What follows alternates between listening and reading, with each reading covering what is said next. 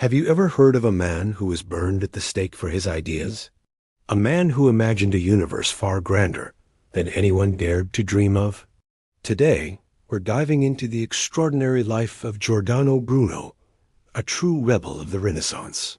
Born Filippo Bruno in 1548 in Nola, near Naples, he was a brilliant and restless soul from the very beginning. At just 17, he joined the Dominican order, taking the name Giordano.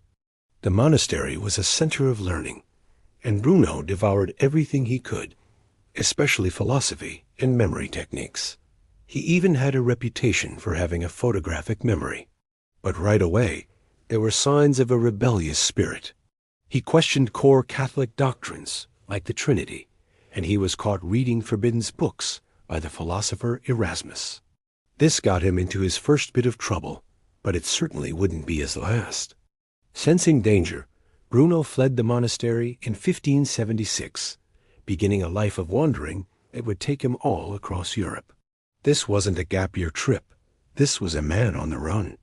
He went to Rome, then north through Italy, eventually landing in Geneva, the heart of Calvinism. He joined the university there, but his knack for getting into arguments didn't take a break. After publishing a pamphlet attacking a prominent professor, he was arrested, excommunicated, and forced to leave. See a pattern emerging? His journey continued to France. In Toulouse, he lectured on philosophy for 2 years, and then moved to Paris. Here, his luck changed for a while. His incredible memory skills, which he developed into a sophisticated art, caught the attention of King Henry III. The king was fascinated and became his patron. For a couple of years, Bruno was a star in the Parisian intellectual scene, publishing books on his memory techniques and philosophy. During his time in Paris, Bruno was exposed to the work of Nicolaus Copernicus. Now, Copernicus had proposed that the Earth revolved around the sun, which was a huge deal. But Bruno took this idea and ran with it, transforming it into something far more radical. In 1583, he moved to London, serving as a guest in the French embassy. This was one of the most productive periods of his life. He mingled with English poets and thinkers, including possibly members of Sir Philip Sidney's circle. It was here, during intense debates at Oxford University and in his writings, that he fully laid out his cosmic vision. For Bruno, Copernicus didn't go far enough. If the Earth wasn't the center, why should the sun be? He argued that the universe was infinite, with no center at all. Our sun was just one star among countless others. And circling those other stars were other worlds, just like our Earth. And on those worlds, other living beings. Think about it. This was in the 1580s. He was talking about aliens and infinite solar system centuries before it became science fiction. He called it a plurality of worlds. This wasn't just an astronomical theory for him. It was deeply philosophical and theological. If God was infinite, then his creation, the universe, must also be infinite. To limit the universe was to limit God. This idea was breathtakingly bold, but it directly contradicted the Church's teachings of a single Earth-centered cosmos created for humanity. But Bruno wasn't just an astronomer. He was a philosopher who believed in a form of pantheism, the idea that God is in everything. He saw a divine spirit animating the entire universe, from the smallest rock to the most distant star. He also practiced a form of magical and mystical philosophy, drawing on ancient Egyptian wisdom, believing he could tap into the divine forces of the cosmos. This mix of revolutionary cosmology, heretical theology, and magical philosophy made him a very dangerous man in the eyes of the authorities. After his time in England, his travels continued. He went back to Paris, but the political climate had changed, and he was no longer welcome. He then journeyed through various German cities, teaching, debating, and always causing a stir. He was a brilliant but difficult man, incredibly proud, quick to anger, and absolutely convinced of his own genius. He made enemies as easily as he made disciples. Then, in 1591, he made a fatal mistake. He accepted an invitation from a Venetian nobleman named Giovanni Mocenigo to come to Venice and teach him the art of memory. Why did he go back to Italy, the one place where the Roman Inquisition held the most power? Perhaps he was homesick. Perhaps he believed he could finally convince the authorities of his views.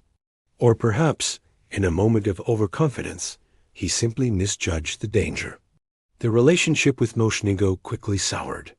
Mocenigo was frustrated that Bruno wasn't teaching him the secret magical powers he expected. He felt cheated. And in May of 1592, he did the unthinkable.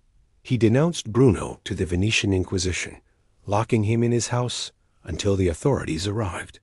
Bruno was arrested, and his trial in Venice began. He initially defended himself cleverly, arguing that his ideas were philosophical, not theological, and that he was willing to conform on matters of faith. For a moment, it seemed like he might get a lighter sentence. But then, Rome intervened. The Roman Inquisition demanded that Bruno be extradited to Rome, and Venice, after some resistance, eventually gave in. In 1593, Giordano Bruno was transferred to a prison in Rome. He would spend the next 7 years locked away in the dungeons of the Inquisition. 7 years? Imagine that. He was interrogated repeatedly, his books were examined, and he was pressured to recant his heretical ideas. The list of charges was long, covering everything from his denial of the Trinity and the divinity of Christ to his belief in the eternity of the universe and the plurality of worlds. Throughout this ordeal, Bruno's spirit, for the most part, held firm. He was willing to debate, to argue, to explain his philosophy. He reportedly showed some willingness to recant certain theological points, but stubbornly refused to give up his core philosophical and cosmological beliefs. For him, the infinity of the universe and the countless worlds within it were not just theories. They were fundamental truths. To deny them would be to deny reason itself. Finally, in early 1600, the trial reached its end. The Inquisition, led by the infamous Cardinal Bellarmine, who would later confront Galileo, demanded a full and complete recantation. Bruno refused. He stood by his ideas. The verdict was sealed. He was declared an impenitent and obstinate heretic. On February 17, 1600, Giordano Bruno was taken to the Campo di Fiori, a public square in Rome. His tongue was gagged to prevent him from speaking to the crowd. He was tied to a stake, and he was burned alive. It's a common myth that Bruno was executed solely for his scientific ideas, like his belief in an infinite universe. While his cosmology was a major part of the charges, it was intertwined with his deeply heretical theological views that challenged the very foundations of Christian doctrine. He was a martyr, yes, but a martyr for a complex web of ideas that we would today call philosophy, theology, and science. His death sent a chilling message to thinkers across Europe. It was a brutal display of the power of the Church and the danger of free thought. Decades later, when Galileo faced the Inquisition for his own defense of Copernicus, the shadow of Bruno's fate loomed large. Today, Giordano Bruno is remembered as a symbol of intellectual courage and a visionary who saw a universe far grander than his time could accept.